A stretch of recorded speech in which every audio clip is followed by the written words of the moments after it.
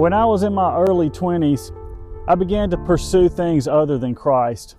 As a matter of fact, I actively ran away from the Lord. I certainly was not pursuing Him, and I was moving quickly towards destruction. I didn't even realize it.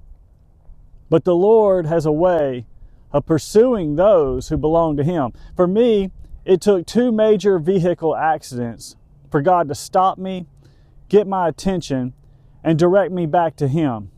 In Luke 15, verses 4 through 6, Jesus begins a parable, and He states, "Suppose one of you has 100 sheep and loses one of them. Doesn't he leave the 99 in the open country and go after the lost sheep until he finds it?" Now, prior to this verse, Jesus was approached by some Pharisees and teachers of the law.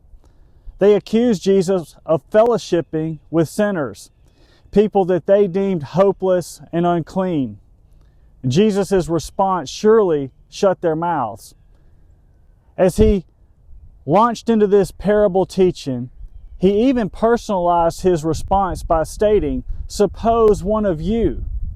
Now, Jesus was not saying that the other 99 sheep were unimportant.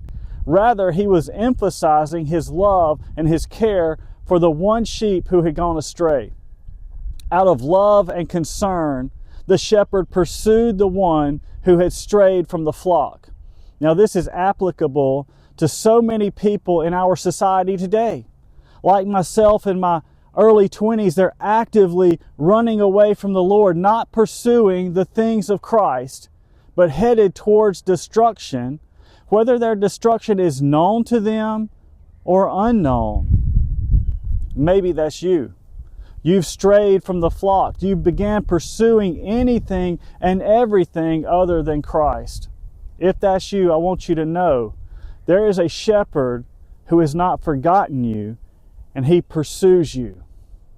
God does not forget those who belong to Him.